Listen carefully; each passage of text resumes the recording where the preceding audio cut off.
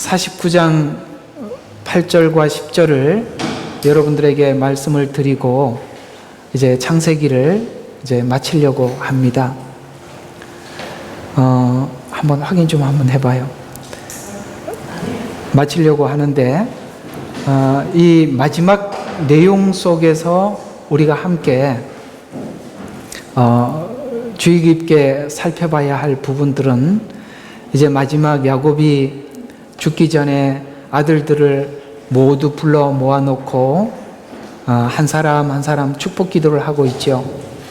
저는 지금까지 이게 창세기 안에 있는 내용을 통해서 구속사적 관점에서 여러분들과 함께 설명을 해왔었습니다. 그래서 오늘 이 구속사적 관점에서 여러분들과 함께 나누려고 하니까 이 유다의 축복에 대해서만 한번 여러분들과 함께 나누고 다음 주부터는 출애굽기로 들어가서 함께 나누어 보도록 하겠습니다.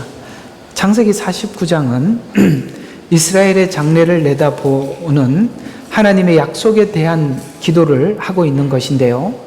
12아들 중에 가장 관심을 가져야 하는 그 축복 내용은 바로 유다의 축복이죠. 야곱이 자손들에게 축복하는 내용인데 복음적 관점에서 유다의 축복을 살펴보면 8절과 9절에 보면 유다야 내 형제들이 찬양할지라, 이렇게 다른 아들들을 축복하는 것과 사뭇 다르게 유다에 대해서 축복을 할 때 내 형제들이 찬양할 자라라고 이렇게 이야기를 합니다. 왜냐하면 유다의 그간 행적들을 야곱은 지금 기억하고 유다를 축복하고 있거든요. 그러면 유다가 이전에 어떤 일이 있었느냐? 자, 지금 야곱은 유다가 있었던 지난날 일들에 대해서 요셉이 죽은 줄 알았었죠. 그런 형제들은 실제 요셉을 죽이려고 했지만 유다가 말렸어요. 우리가 피를 흘릴 것까지 없지 않냐. 그래서 그 상인들에게 팔자고 제안했던 사람이 유다였습니다. 나중에 이제 요셉이 살아있음을 알고 아버지는 그때 있었던 사건들을 들었겠죠. 그래서 아버지는 그 유다의 선한 행동을 기억했을 것입니다. 그래서 요셉을 팔 때 반대했고요. 뿐만 아니라 우리 저번 주에 이야기했던 그 베냐민을 데리고 오라고 했을 때 아버지가 베냐민을 정말 사랑했었습니다. 그 베냐민을 내놓을 수가 없을 때 유다가 자기가 이 모든 일들을 책임지고 하겠습니다 라고 유다의 그 책임지고 하겠다는 말로 인해서 아버지가 베냐민을 요셉에게 내놓을 수 있었죠. 또 요셉이 베냐민만 두고 가라고 은잔 사건 아시죠? 그 사건을 통해서 베냐민을 두고 가라고 했을 때 선뜻 유다가 나가서 모든 것을 변호합니다. 사뭇 이런 일련의 과정들, 요셉과 얽혀져 있던 이 모든 과정들, 물론 요셉 이야기를 하기 전에 유다가 다말과 간음했던 사건도 성경에 기록했습니다.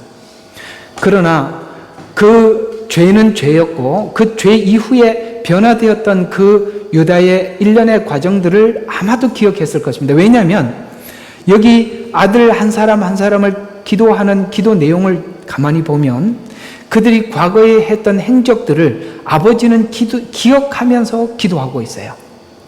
기억하면서 기도하고 있어요.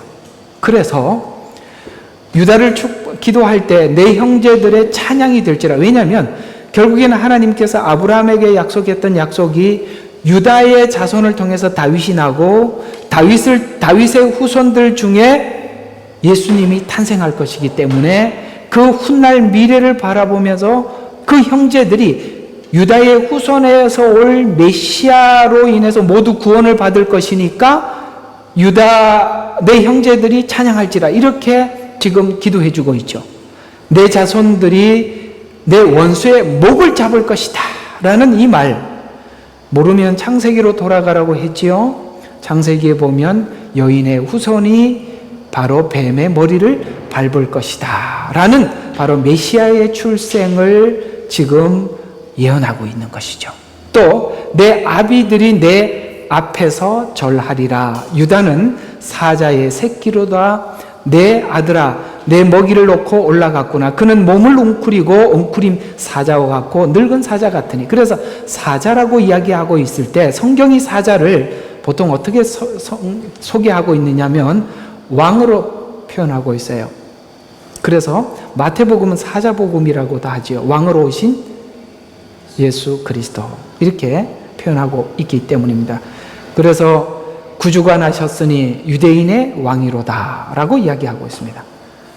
성경은 이 사자를 왕으로 표현하고 있는데 실제 짐승들 세계에서는 사자의 굴에는 사자가 사는 거처에는 주변에 아무런 동물도 없다고 합니다. 무슨 뜻이죠? 아무도 사자와 견줄 짐승이 없다는 것이고 그 주변에는 누구도 얼씬하지 않는다는 이야기가 같은 이야기가 되겠습니다. 그래서 그는 사자 새끼로다. 내 아들아 내가 먹이를 놓고 올라갔구나. 그는 몸을 구부리고 웅크림이 사자 같고 늙은 사자 같다라고 말씀하시면서 이 이야기가 유다 지파로 성육신하여 예수님이 이 땅에 성육신하셔서 사자로 오는 것이 아니라 처음에는 어린 양으로 오시는데 어린 양으로 오셔서 속죄하신 예수님이 마지막 재림 때 사자와 같이 등장할 것을, 그러니까 지금 창세기에서 유다에게 축복하고 있지만 이 사자가 어디에 등장하느냐? 요한계시록에 유다의 사자인 예수 그리스도께서 재림하셔서 오실 사자로 다시 우리에게 소개하고 있다는 거죠. 그러니까 창세기는 성경의 시작이죠. 요한계시록은 성경의 끝입니다. 그러면 이 사자가 요한계시록에서 어떻게 소개되고 있는지를 보면 지금 야곱이 유다에게 축복한 축복이 무엇인지 잡히게 되겠죠. 그러면 여기에 요한계시록 5장 5절에는 이 사자를 이렇게 표현하고 있습니다. 울지 말라. 유다 지파 사자 다윗의 뿌리가 이겼으니 그 두루마리와 7인을 떼시리라. 7인을 뗀다는 건 뭡니까? 마지막 하나님의 환란을 시작할 시작을 그분만이 시작할 수가 있고, 그리고 예수님은 이 마지막 때 모든 환란을 시작할 수 있는, 심판할 수 있는 자격자로 오신다는 것입니다. 그러니까 사자로 이 땅에 오신다는 것은 뭘 의미하느냐면 바로 세상의 심판자로 오실 것을 말씀하고 있죠. 왜요? 7인을 뗀다는 것은 마지막 하나님의 환란을 시작한다는 건데 그 시작할 수 있는 자격, 그런데 이 심판은, 마지막 환란은 심판을 여는 문이 되기 때문에 심판할 자격이 있는 자만이 이 인을 뗄 수가 있는데 그것이 누구냐? 바로 유다 지파의 사자 다윗의 뿌리가 이겼어요. 뭘로 이겼느냐? 어린 양으로 오셔서 십자가에 죽어서 이겼다 이 말입니다. 이게 이제 중요한 겁니다. 그러니까 우리가 이겼다라고 생각을 하면 힘과 권세, 능력 이렇게 생각을 하는데 예수님이 가지고 있는 권세는 바로 십자가의 죽음으로 인한 부활의 권세죠. 사망의 권세를 가지신 이가 심판자로서 등장해서 5장 5절에 유다 지파의 사자라고 이야기한 그분이 9절에는 다시 이렇게 이야기를 하는데 그들이 새 노래를 부르며 말하기를 주께서 그 책을 취하시며 이 봉인들을 열기에 합당하시나이다. 아멘. 그러니까 예수님만이 이 7년 대환란의 문을 열 수 있는 자격자로 오시는데 왜 그게 자격이 되시느냐? 초림하신 주님이 이기셨기 때문이다. 이렇게 설명을 하고 있어요. 그래서 이 말씀이 다시 12장 11절에 요한계시록 12장 11절에 어린 양의 피와 자기들이 증거한 말로 그를 이겼으니 어린 양으로 오셔서 사자로 재림하심이 유다 지파의 사자가 이겨 심판이 시작되었다라고 그렇게 성경은 설명해 가고 있습니다. 자, 그래서 오늘 이 유다에게 축복한 축복이 무슨 축복이냐라는 것을 마지막 성경의 끝인 요한계시록이 그게 무엇인지 우리에게 자세히 설명하였으니 오늘 이 창세기와 요한계시록 사이의 전체적 관점을 가지고 바로 창세기가 무슨 내용으로 끝을 맺고 있는지를 여러분 머릿속에 이렇게 딱 탑재해놓고 오늘 말씀을 한번 들어보도록 하겠습니다. 자, 유다는 사자이며 왕권이 유다 지파에서 떠나지 않을 것이라 라고 말씀하고 있는데, 자, 이 유다는 정복자, 승리자라는 뜻의 의미로 사자로 비유하고 있는데, 그래서 10절에는, 오늘 금방 읽었던 10절에는 홀이 떠나지 않음은, 왕권이 떠나지 않음을 실로가 올 때까지며 이렇게 말씀하고 있는데, 이게 원어에 보면 이렇게 설명이 되어 있어요.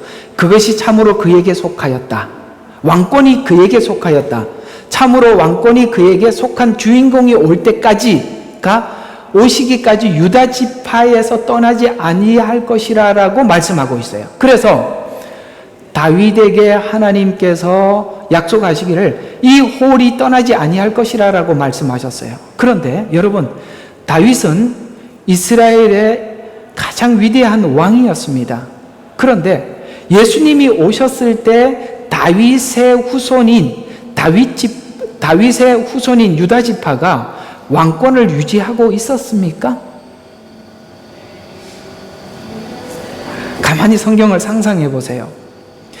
예수님이 오실 때 다윗의 후손이 왕권을 유지하고 있었나요? 아닙니다. 정말로 정말 이름도 없는 요셉. 그러니까 그 긴 시간이 지나고 많은 대를 거쳐오면서 실제 홀은 떠나지 아니하겠다고 약속은 했지만 예수님께서 초림하셨을 때 다윗의 후손은 이름 없는 한 사람으로 그저 전락해버리고 말았었습니다. 그런데 뭐예요? 요셉 곧 마리아를 통해서 예수님이 이 땅에 출생을 하죠. 그러니까 그 요셉은 결국 거슬러 올라가면은 누가 조상이냐면 다윗이 조상이에요. 실제적으로는 사람들이 볼 때 권세 있는 왕은 아니었지만 예수님은 바로 요셉의 후손을 통해서 이 땅에 등장하시죠. 그래서 사람들이 생각할 때 예수님은 어린 양으로 오셨다라고 표현하듯이 이 땅에 볼품도 없고 이분이 메시아다라고 알아보지 못할, 그야말로 베들레헴의 마구간에 소리 소문 없이 이 땅에 출생을 하십니다. 그러나 그분이 우리의 구주가 되시고 메시아가 되십니다. 이사야는 이 부분에 대해서 우리에게 잘 설명을 하고 있어요. 사람들이 오신 메시아 예수 그리스도에 관해서 그분은 볼품도 없고 흠도 우리가 사모할 만한 어떤 것도 보이지 않는 그런 분으로 이 땅에 오셨기에 사람들은 그분을 홀대하고 십자가에 죽였지만 왜 그들이 알지 못했느냐? 바로 어린 양으로 볼품없는 존재로 이 땅에 오셨기 때문에 그렇습니다. 그러나 그분은 다시 오실 때는 바로 사자로, 심판자로 이 땅에 오실 것을 우리에게 말씀하고 있죠.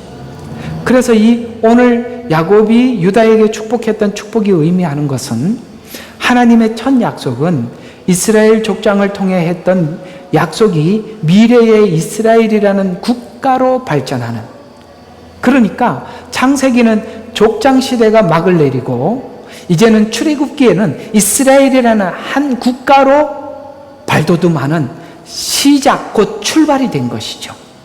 그래서 족장으로 출발했던 약속이 미래의 이스라엘이라는 한 국가로 이어질 것이며, 족장을 넘어서서 이제는 이스라엘이라는 한 국가를 넘어서서 뭐예요? 미래는 전 모든 민족, 그것이 처음부터 아브라함에게 약속했던 뭐죠? 내가 너를 모든 열방의 아비가 되겠다. 모든 열방이라고 했으니까 지금 아브라함에게는 한 명의 자녀도 없을 때 하나님은 그 약속을 하셨고,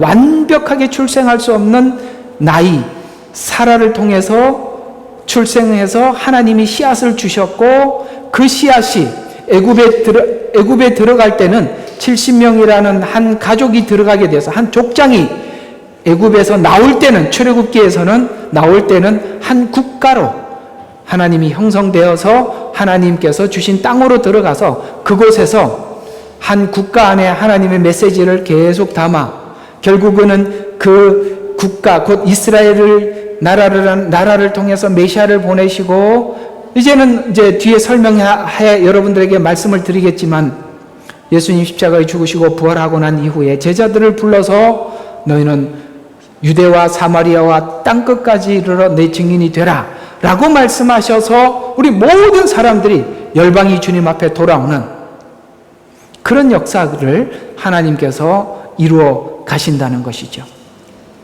그래서 마태복음 28장 18절에서 20절에 보면 이제 한 국가에서 모든 민족을 향해서 예수께서 그들에게 오셔서 일러 말씀하시기를 하늘과 땅에 있는 모든 권세, 이게 왜 권세가 바로 사망을 이긴 권세지요. 부활을 목격했기 때문에 우리는 그 부활은 뭘 상징하느냐? 죽음을 이긴 복음이라는 것이죠.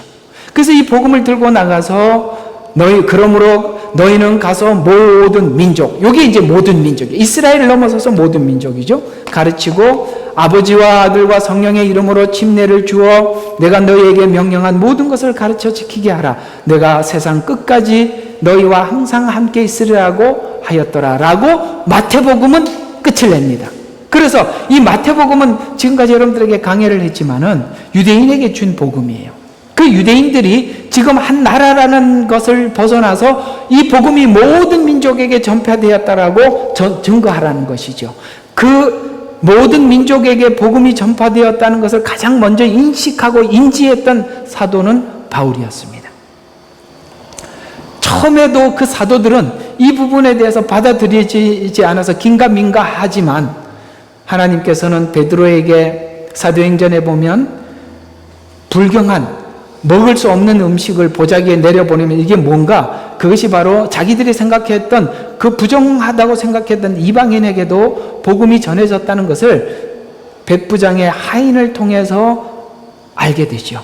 그래서 이제 사도들도 점차 이 복음이 모든 민족에게 오늘 마태복음 28장에 하셨던 예수님의 말씀이 무슨 뜻인지를 알고 실제 많은 제자들이 이스라엘에서 순교하기도 하고 예루살렘에도 순교했지만 이방에게 가서 복음을 전하면서 순교한 제자들도 많이 있습니다. 그래서 민족으로 이 복음이 나갔다라는 이야기입니다. 그래서 하늘과 땅에 있는 권세는 예수님이 십자가의 죽으심으로 얻은 마치 전리품, 주님께서 죽으셔서 우리에게 준 전리품과 같은 결과인데 십자가에서 했던 정복이 오늘 창세기 49장 8절 오늘 읽었던 이 말씀에 봐요. 유다를 형제들이 찬양해야 될 이유가 메시아의 성육신이 이스라엘 유다를 통해 오셔서 처음부터 약속했던 창세기 3장 19절 여인의 우선이 내 머리를 밟을 것이라는 약속이 바로 이 유다를 통해서 성취할 것이라는 예언을 오늘 야곱이 유다에게 하고 있다는 것이죠. 그래서 유다에게 축복했던 축복이 아브라함에게 약속했던 의의 주체인 메시아직 안에 성취된 마태복음 1장 1절에 보면 다윗의 아들이요 아브라함의 아들인 예수 그리스도의 세대에 관한 책이라는 이 말씀에서 밝힌 것처럼 족장에서 이스라엘이라는 국가로 이스라엘 국가에서 모든 민족에게로 이것이 바로 처음에 아브라함에게 약속했던 하늘의 별과 바다의 모래같이 많아져서 바로 유다를 찬양했던 것처럼 모두가 유다를 통해 온 하나님의 사랑과 예수님을 찬양하게 될 것이다 라고 우리에게 말씀하고 있어서 여기서 우리 하나 잠깐 스톱해서 우리가 꼭 짚고 넘어가야 될 부분이 뭐냐면 이스라엘의 모든 지파들은 바로 예수 그리스도를 보내준 유다 지파를 그들이 찬양하듯이 이해가 가요? 이스라엘 모든 지파들은 유다 지파를 찬양하듯이 우리 모든 이방인들은 이스라엘 유다 지파를 통해서 온 메시아를 찬양하듯이 이와 같이 우리가 예수 그리스도를 찬양하지만 그 예수 그리스도를 이 땅에 보내준 이스라엘을 우리가 결코 반대할 수 없는, 요즘으로 쉽게 말해서 우리가 이스라엘을 반대할 수 없는 기독교인들이란 말이에요. 이스라엘 모든 지파가 유다 지파를 찬양하듯이 이방인들 역시 뭡니까? 그 유다 지파 안에 이렇게 우리에게 녹아 있다는 것입니다. 사람을 찬양하는 것이 아니라 이런 것이죠. 마치 우리가 이스라엘에 대해서 적대시하지 않고 그들에 대해서 고마움을 느낄 수밖에 없는 것은 마치 이런 것과 같습니다. 여러분들을 전도한 일을 우리가 원수처럼 여길 수는 없는 거예요. 어떻게 전도한 사람을 잊을 수가 있겠습니까? 여러분들이 신앙이 성숙하는 데까지 여러분들을 도와줬던 그 사람들을 절대 적대시할 수 없듯이 그 얘기가 이렇게 녹아져 있습니다. 그래서 잠깐 한번 짚고 생각해 보았습니다. 자, 그래서 마태복음은 족장의 약속이 이스라엘 국가의 약속이 모든 민족에게로 전파될 것을 하나님의 선택과 부르심에 대해서 감사하게 되는데, 그래서 마태복음은 모든 족속에게 복음을 전파라는 내용으로 마치죠. 이스라엘은 그 약속의 대리자요 전파자이기 때문입니다. 이와 같이 하늘의 별과 모래와 같이 하나님의 백성이 많아질 것에 대한 구원의 약속 성취가 아브라함 자손을 통해서 이루어 갈 것인데, 이 후손이 이상하게도 여럿이 아닌 하나의 단수로 기록되어 있다는 거예요. 단수로. 그럼 이 갈라디아서 3장 16절, 제가 이 이야기 여러 번 성경을 통해서 이야기하는데 굉장히 중요하기 때문에 그렇습니다. 자, 갈라디아서 3장 16절에 이 단수가 이렇게 표현되고 있는데요. 이제 그 약속들은 아브라함과 그의 씨에게 하신 것인데 많은 사람들을 가르쳐 씨들이라고 말씀하지 아니하시고 한 사람을 가르쳐 너희 씨라고 말씀하셨으니 그는 그리스도시라. 별과 모래 번성의 약속이 단수로 약속되어 있어서 예수님으로 인한 것을 아브라함에 대한 약속에 메시아가 상징되어 들어가 있는데, 그래서 예수님은 아브라함과 다윗의 자손으로 오셔서, 잘 봐요, 왜 단수가 되어야 하느냐면 아담이 모든 인류에게 줬던 것은 죄의 씨를 계속, 그래서 우리는 태어나자마자 죄인으로 태어나죠. 그래서 원죄의 씨를 끊어버리는 거죠. 이게 중요한 거죠.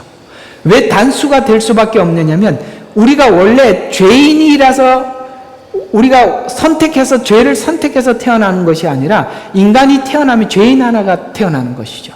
왜요? 우리는 아담의 씨를 받고 태어나기 때문에 그렇습니다.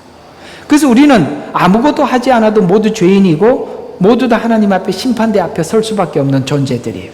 그런데 예수님이 이 땅에 오셔서 죄로 인해서 사망이 계속 전이될 수밖에 없는 인류에게 사망의 권세를 십자가에서 끊으시고 부활하심으로 이제는 새로운 종족으로 탄생하기. 그래서 의의 종족의 씨앗이 되어 예수님께 붙은 모든, 곧 붙는 자들, 믿는 모든 자들에게 의의 열매가 되었다는 이 사실적 믿음을 신약시대 성도들은 역사적 사실로 확인하고 믿고 있는 중인데, 창세기는 한 사람으로 시작한 구원이 한 종족으로, 한 국가로, 출애굽기, 이제 다음 주부터 해야 될 이 출애굽기는 이제는 타민족, 타 국가로 성숙해 가고 있다는 것을 설명해 주고 있는데, 그런 차원에서 하나님의 약속은 신실하게 지금도 이행되어 가고 있다는 것입니다.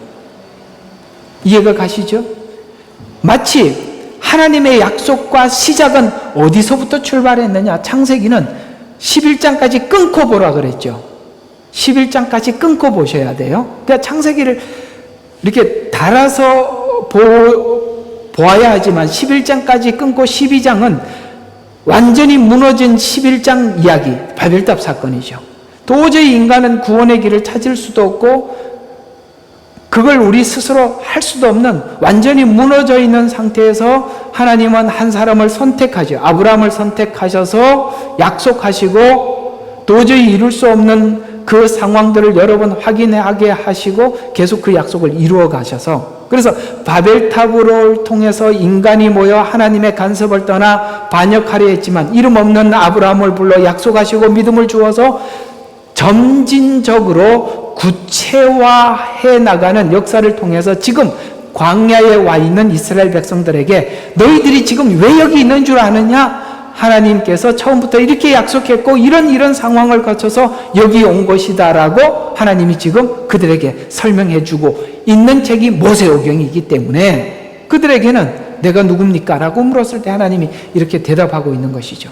그래서 한 메시아가 뱀의 머리를 밟고 죄와 사망에서 건져 하늘과 땅의 권세를 주고 회복시키기 위해서 이렇게 했는데, 이 회복시키기 위해서 했던 사건들이 이사야 9장 2절에 보면 그걸 이렇게 표현하고 있어요. 흑암에서 행하던 백성이 큰 빛을 보았으며, 이게 지금 흑암에 있던 백성이 큰 빛을 보았다는 것은 마치 애굽에서 도저히 그들이 희망이 없는 이 상태에서 모세를 통해서 이스라엘 백성들이 건짐을 받듯이 주님이 오셨을 때 완전히 절망적인 상황 속에 흑암에 있던 백성들이 큰 빛을, 그래서 요한복음에 빛이 세상에 왔다고 이렇게 표현하듯이, 그래서 모세는 후에 오실 메시아의 예표란 말이죠. 그래서 흑암에 있던 백성들이 큰 빛을 보았으며 죽음의 그림자 땅에 있던 거하던 자들 위에 빛이 비치었도다. 이 말은 마태복음 4장 16절에 그대로 묘사하면 예수님 탄생과 사역이 약속의 성취라 하면서 공생애를 묘사하면서 성취라고 말씀하고 있는데, 그래서 이사야는 이어서 바로 주님께서 그 일을 하시기 위해서 무엇을 하였느냐? 3절 4절에 보면 주께서 그 민족을 번성케 하였으니 그 즐거움은 늘리지 아니하셨나이다. 그들이 주 앞에서 추수하는 기쁨과 사람들의 탈취물을 나눌 때 즐거움같이. 이해가 가시죠? 주님이 십자가에 죽으셔서 우리가 얻은 그 탈취물들, 전쟁을 하고 나면 얻은 탈취물을 나누듯이 예수님 십자가의 죽음 이후에 얻어질 우리에게 돌아올 영생, 생명, 이것이 탈취물이라고 표현하고 있어요. 그래서 탈취물을 나눌 때 즐거움같이 즐거워하나니 이는 주께서 그의 짐과 멍에와 어깨의 채찍과 그 압제자의 막대기를 미디안 날에서 꺾으심같이 꺾으심이니이다. 고통과 사망에 있던 자들이 예수님의 오심을 통해서 얻을 구원을 보고 소망 가운데 기뻐하게 되었다라고 말씀하면서, 왜냐하면 예수님의 사역이 인간의 고통과 절망이 되는 죄를 꺾었기 때문이다라고 말씀하시면서, 예수님은 숫사자 같고 암사자 같이 적군을 물리쳐 얻는 평화가 번영과 평화의 전리품을 우리에게 주셨는데, 그러기 위해서는 우리에게 이 축복을, 우리에게 생명을, 우리에게 구원을 주시기 위해서는 필연적으로 예수님이 하셔야 될 일이 있었는데, 그것이 뭐냐? 바로 성육신의 위대한 예언이에요. 여러분, 우리는 성경에서 우리에게 가장 놀랍게 만드는 두 가지 사건이 있다면, 하나는 성육신 사건이고 두 번째는 십자가 사건입니다. 사실 그 두 사건은 우리에게 훨씬 굉장히 놀라운 사건입니다. 부활의 사건은 사실 우리 영역이 아니고 하나님의 영역이에요. 그러나 사실은 하나님이신 예수님이 우리를 구원하시기 위해서는 반드시 넘어야 될 두 개의 산이 있었습니다. 그것은 무엇이냐면 성육신이고 십자가 사건입니다. 성육신은 뭡니까? 하나님이신 그분이 인간의 육신을 입고 와야만 했던 것입니다. 여러분, 이렇게 한번 생각해 볼까요? 이 세상에서 부러울 것이 없는 가장 부자가 가장 빈곤한 아프리카에 매일매일 먹을 것도 없고 끼니를 걱정해야 되는 집에, 그런 가정에서 내가 탄생해야 돼. 출생을 해서 평생을 살아야 돼. 여러분, 누가 그걸 하겠습니까? 예수님은 하나님이세요. 그분은 시간과 공간의 제약을 받지 않는 분이에요. 그렇죠? 이 땅에 오셔서 굶주릴 이유도 없습니다. 그리고 그분이 오셔서 우리처럼 평범하게 살다가 나이가 돼서 자연사 하는 것이 아니라, 오신다는 이유는 예수님은 십자가를 지실 각오를 하고 오셔야만 했던 것이죠. 그래서 이 성육신은 우리가 주님 오셨네, 할렐루야, 기쁘다, 구주 오셨네, 이렇게 부를 간단한 이야기가 아니라, 예수님은 성육신 하신다는 것은 예수님의 전부를 걸어야만 했던 것입니다. 뿐만 아니라 십자가 지실 때도 그렇습니다. 그분은 하나님이십니다. 굳이 우리를 위해서 십자가를 지실 이유가 없어요. 그 그런 세력들을 무력으로도 얼마든지 진압할 수 있는 분이십니다. 그럼에도 불구하고 예수님은 스스로 그 길을 가셨습니다. 그래서 이 스스로 해야 될 두 가지 과정이 있었습니다.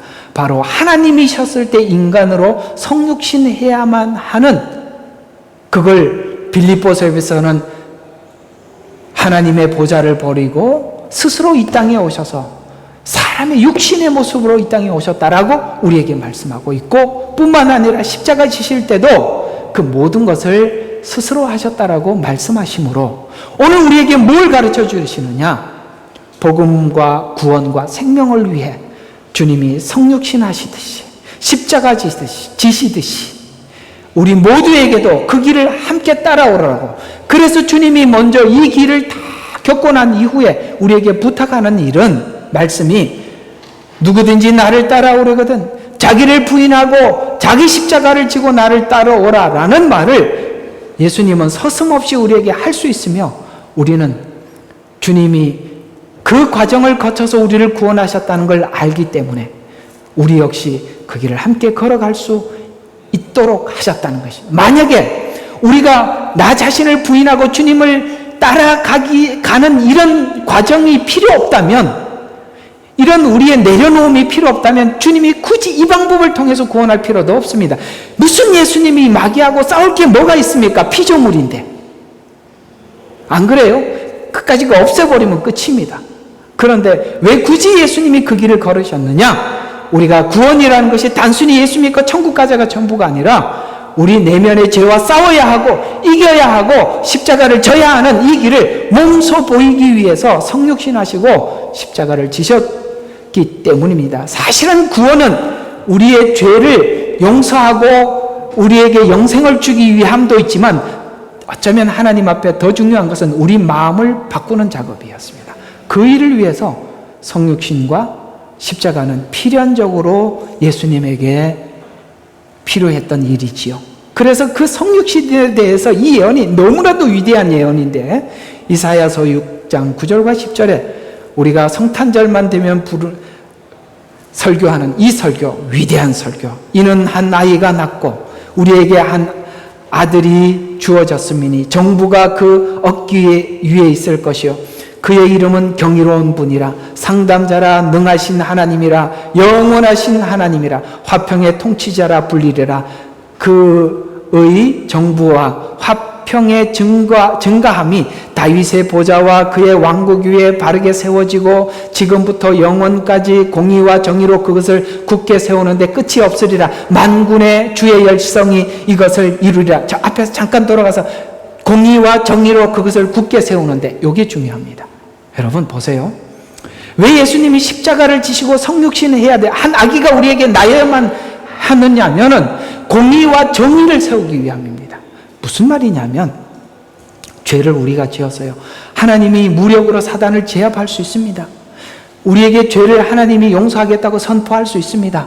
그러나 죄 없는 예수님이 오셔서 십자가를 지고 우리 죄를 용서해야 되는 이유가 뭐냐면, 그렇게 하지 않으면 하나님은 사랑이 많고 능력은 있는 하나님일지는 몰라도 하나님은 공의롭거나 정의로운 분은 아니시지요. 왜요? 죄인들을 용서하는데 누구는 잘 봐줘서 그냥 용서해주고, 누구는 믿게 보여갖고 용서 안 해주고, 그러면 우리는 사실은 예수님을 믿을 수가 없어요. 왜? 또 어떻게 반응할지 모르니까. 성육신과 십자가는 하나님의 공의와 정의를 세우기 위함입니다. 동일하게 여러분이 복음이 우리 가슴 속에 있다면 우리는 의로워야 합니다. 어떤 의? 정의로워야 하고 공의로워야 합니다. 그걸 우리에게 세우기 위해서 주님은 그렇게 하셨다는 거죠. 오셨고 죽으셨다는 것입니다. 그걸 하나님이 어떻게 이루실 것이라고요? 하나님의 열성이 이루어 갈 것이다. 그래서 이사야는 구체적으로 이 내용을 예언하고 있는데요.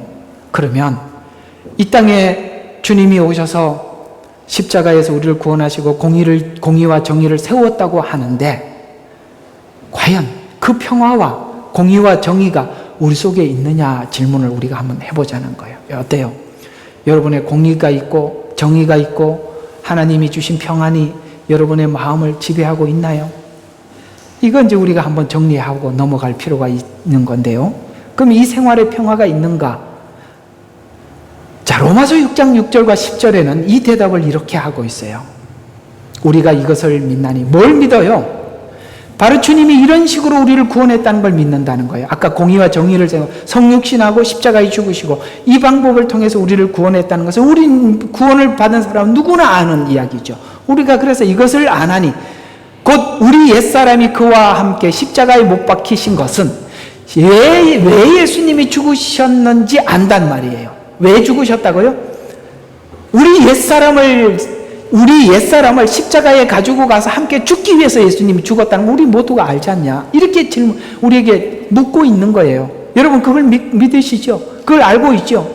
예수님은 단순히 우리 영혼을 위해서 죽은 게 아니라 우리의 죄성을 가지고 죽으셨다는 걸 알고 있습니다.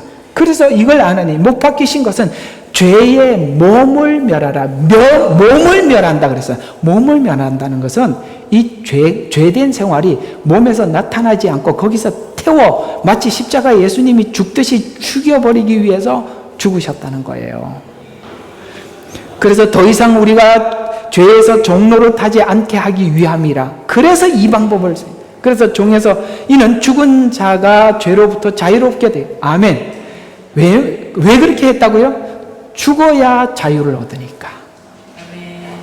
그러기 위해서 예수님이 죽으심으로 본을 보이셨다는 것이죠. 그래서 이제 우리가 그리스도와 함께 죽었으면 과거에 너 예수 믿고 그리스도께서 죽었다는 걸 믿고 내가 죽었다면 또한 함께 살 줄로 믿으면 죽는 게 끝이 아니라 다시 사는데 그리스도께서 죽은 자들부터 일으키셔서 다시는 죽지 않고 사망이 더 이상 그를 주관하지 못할 줄 아노라. 그래서 우리는 지금 그리스도 안에서 죽어서 무슨 생활을 준비하고 있냐면 영생의 생활을 준비하는 거예요. 그래서 주관하는 줄 우리가 아노니 그가 죽으심은 죄에 대해서 단번에 죽으시며 그가 사심은 하나님께 사심이라. 이 사실을 근거로 11절과 13절에 계속 이어서 이렇게 말씀합니다. 이와 같이 너희는 자신을 정령 죄에게서는 죽은 자요 예수 그리스도 우리 주로 말미암아 하나님께로는 산 자로 여겨라. 아멘. 그러니까 그걸 딱 생각하고 살아라 이 말이에요. 아, 난 죽었다. 그리스도 안에는 다시 살았다. 딱 그렇게 생각. 그래서 사실을 살다 보면 살면서 우리가 그리스도 안에서 살면서 느끼는 것은 딱 한 가지. 항상 계속 주시는 메시지는 딱 한 가지. 죽는 게 살더라. 죽는 게 자유더라. 이거 배우는 거 아니겠습니까? 죽는 게 자유더라.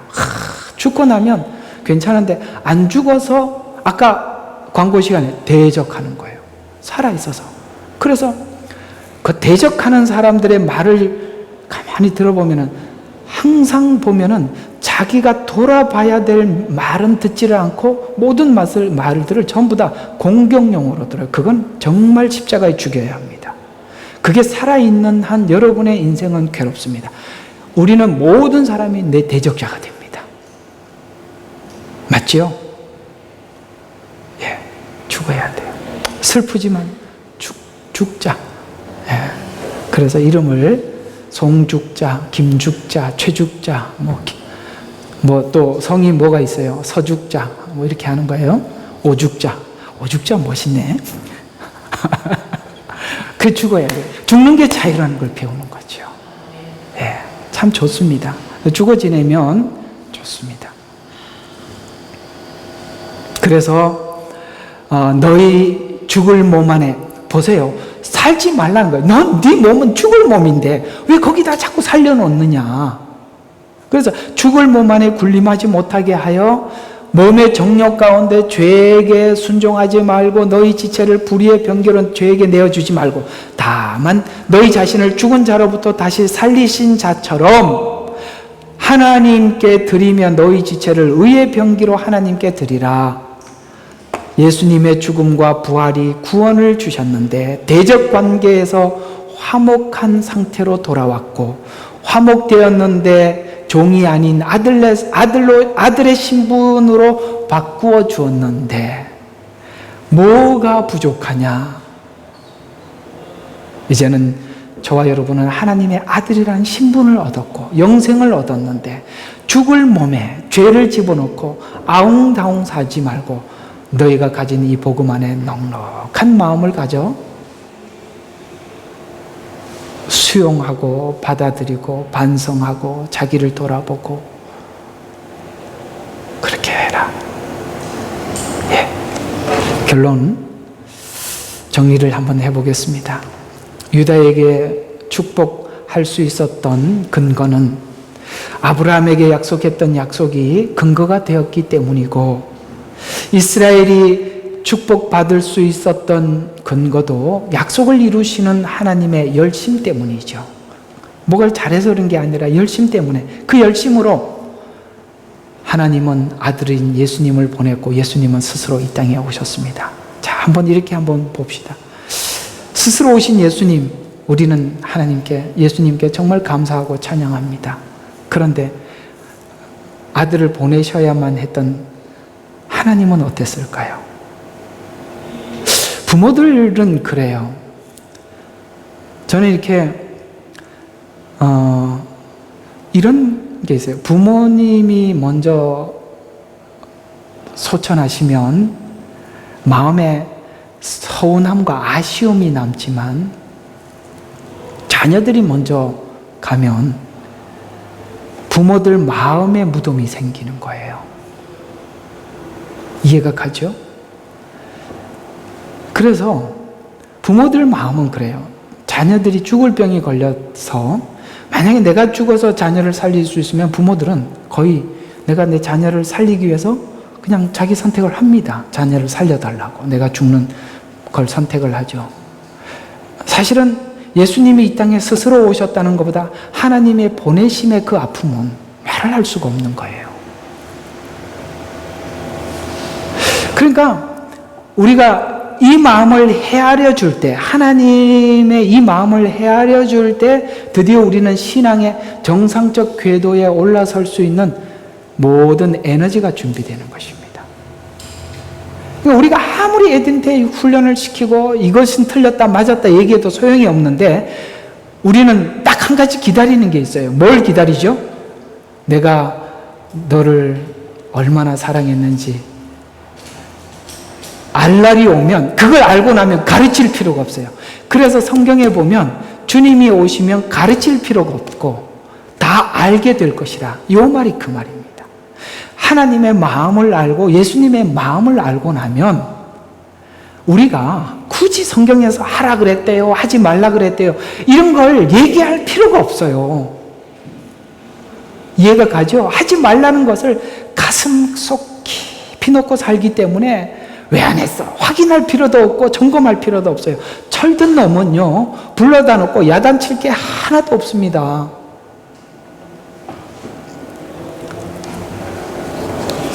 하나님의 열심이 그것을 이루었다는 것은 그 열심 속에 아들을 보내신 그 아픔의 열심도 하나님의 열심 속에 들어가 있는데, 그게 가장 큰 열심이에요. 그래서 인간이 죄를 지었을 때 하나님은 계속 약속을 하는데, 이 약속을 할 때마다 하나님에게는 뭐가 담겨 있는 거예요? 나는 내 아들을 줘야 한다, 내 아들을 보내야 한다, 이게 담겨 있는 거예요.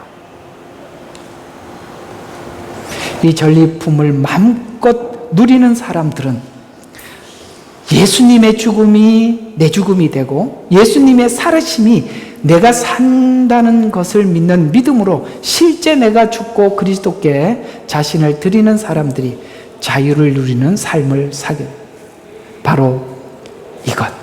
이제 이 자유를 주시기 위해 주님은 다음 이 족장에게 약속했던 약속이 출애굽기, 한 민족, 한 국가를 이루는 이 과정 속에 하나님은 또 어떻게 일하시나? 출애굽기는 놀랍게도 하나님의 백성들을 죄악이 가득 찬 세상 속에서 배양하시고 준비시켜 오늘 우리를 하나님의 백성답게 우리를 키우시는 그 자리가 세상 가운데 우리를 보내 죄가 가득한 곳에서 만들어가고 있었다. 이게 출애굽기 이야기예요. 다음 주에는 이 출애굽기 속에 노예된 자가 어떻게 자유인이 되는지 우리가 출애굽기를 통해서 하나님의 은혜를 나누도록 하겠습니다. 우리 함께 기도하겠습니다. 살아계시고 역사하시는 아버지,